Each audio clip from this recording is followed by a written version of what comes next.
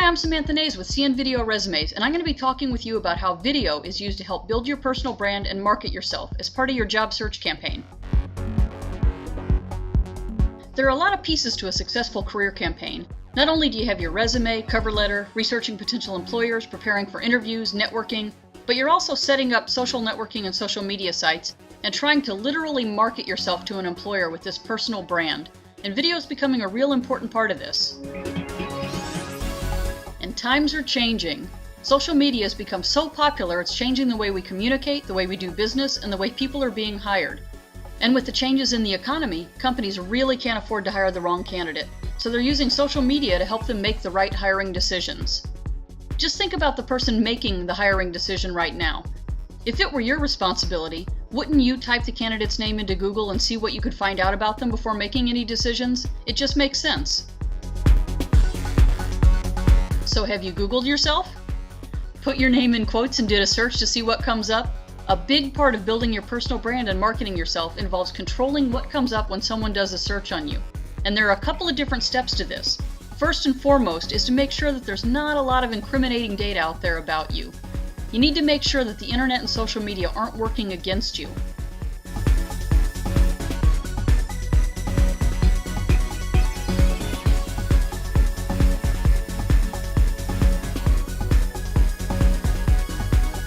You've got to hide, eliminate, change any unprofessional content that you have control over.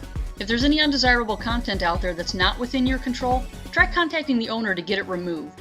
If that doesn't work, then you have to create your own positive content to try to overshadow the negative.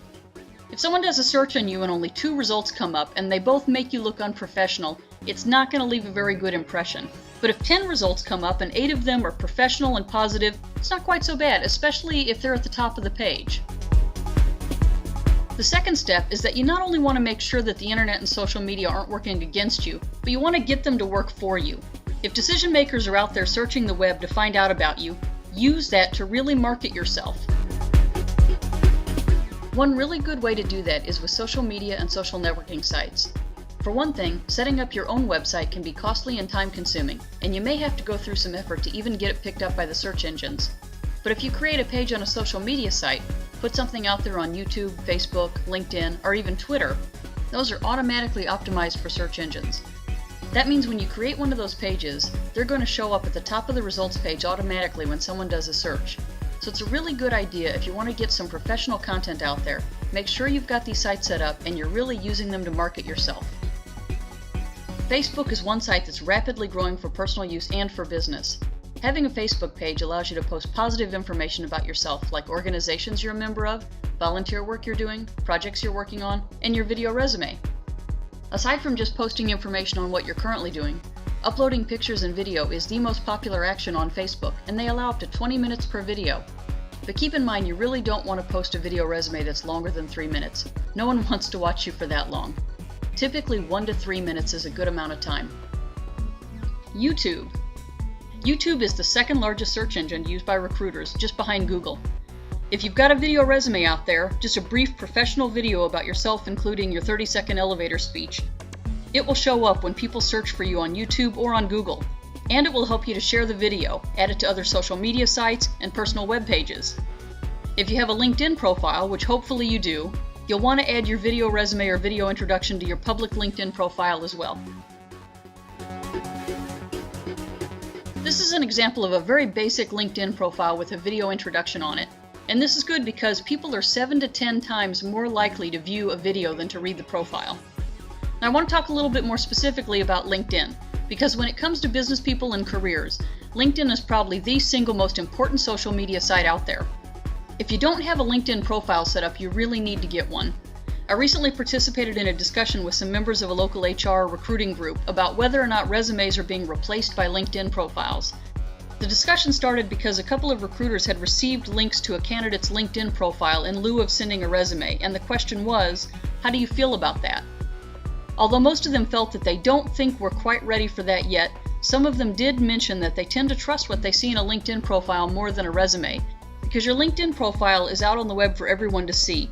Your former boss, your former coworkers are probably connected, so they felt that you're less likely to embellish.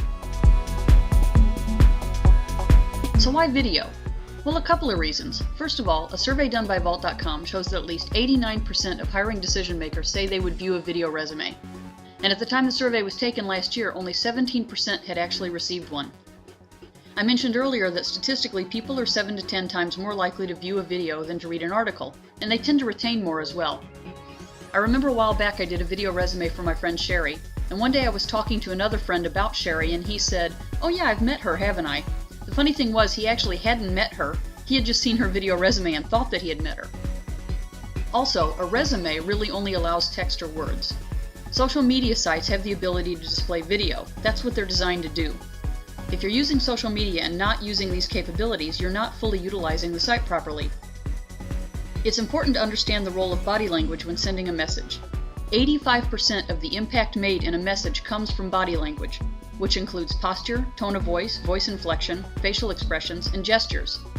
Only 7% comes from the actual words. So if you're trying to market yourself with words only, you're missing a huge opportunity to make an impact. Hopefully you have a 30-second elevator speech prepared, because one of your objectives when networking or providing someone with your resume is to get the opportunity to give your elevator speech to the decision maker or someone who can help you out, right? Well, this is a good way to do just that. Put it in your video and make it available. Could I do a video resume, and how? I love that picture because it really describes how some people feel about doing video. If you're wondering whether or not you could do a good video resume, the answer is probably yes. You may not be familiar with the process, but it's really pretty easy. And I'm going to talk with you about what it actually takes to put together a professional video resume in the next video.